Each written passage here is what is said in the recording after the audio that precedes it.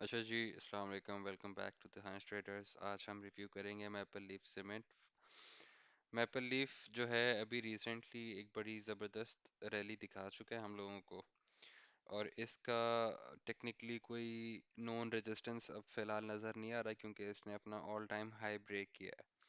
तो वैसे ओवरऑल ये जो है बुलिश मोमेंटम में है, और मेरा जो ज़ाती ख्याल है वो ये है कि ये लॉन्ग टर्म इन्वेस्टर्स के लिए एक अच्छा स्टॉक है। शॉर्ट टर्म वालों के लिए थोड़ा सा अभी प्रॉब्लम कर सकता है ये, क्योंकि इसने ऑल टाइम हाई को ब्रेक करने के बाद अब ये रीटेस्ट ले रहा है। सो इसका जो इमीडिएट सपोर्ट है दैट इज़ 118 रुपीज़, और फिर मुझे इसकी जो दूसरी सपोर्ट नज़र आती है वो है अराउंड 110 रुपीज़, जो कि आप एक बॉल पार्क फिगर है। आप इसको ऊपर नीचे थोड़ा सा कर लें, 5 रुपये ऊपर 5 रुपये नीचे, मतलब 105 से 110, 100, इस 113, 110 और 100, 110 के बीच में मुझे इसकी सपोर्ट नज़र आती है। कुछ दिन ये साइडवेज हो सकता है कि चले, मतलब इसी रेंज में ये घूमता रहे, और उसके बाद अगर ये फैसला करता है कि इसने ऊपर जाना है तो फिर मुझे इसका लॉन्ग टर्म में जो क्या कहते हैं टारगेट्स नज़र आते हैं वो हैं 175 और फिर 215। लेकिन ये इस सूरत में कि ये अपना इसी सपोर्ट को मेंटेन करे, इसको अपना ग्राउंड मजबूत करे, और फिर ये यहाँ से ऊपर जाना शुरू हो अराउंड 110 105 से, ये यहाँ पे कंसोलिडेट हो और फिर यहाँ से ये चले ऊपर। तो फिर मुझे ये टारगेट्स नज़र आते हैं फॉर लॉन्ग टर्म इन्वेस्टर्स, तो ये इसलिए बड़े इन्वेस्टर्स का स्टॉक लगता है मुझे।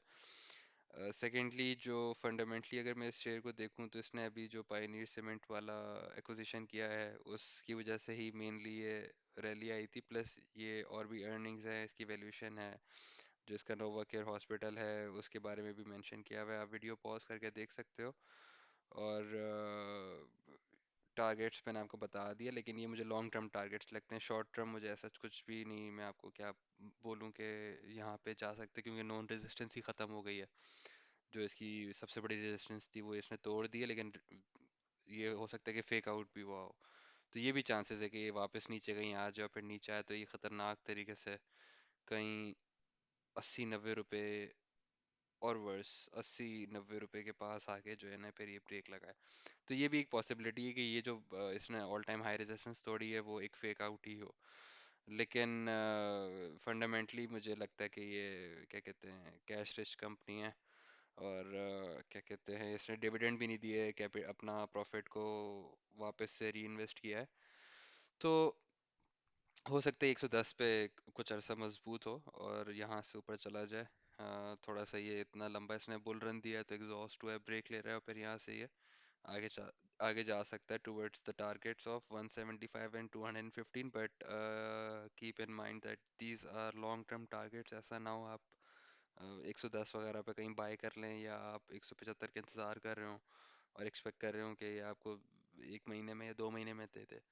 तो वो थोड़ा सा मुश्किल है, ये थोड़ा सा लंबा लगता है, 6 महीना, साल, 1.5 साल, कुछ इस तरह की मैं टाइम फ्रेम एक्सपेक्ट कर रहा हूँ। लेकिन मैं सिर्फ एक अजम्पशन ही कर सकता हूँ, टाइम फ्रेम किसी को भी फॉर श्योर नहीं पता होते कब चलेंगे, अनलेस एंड अनटिल आप वो इंस्टीट्यूशन हो जिसने इस शेयर को चलाना हो, तो फिर आप बता सकते हैं कि ये शेयर कब चलेगा।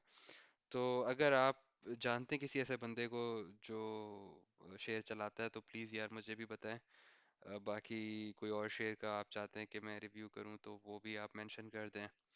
अपना ख्याल रखें, दुआ में याद रखें। अल्लाह हाफिज़।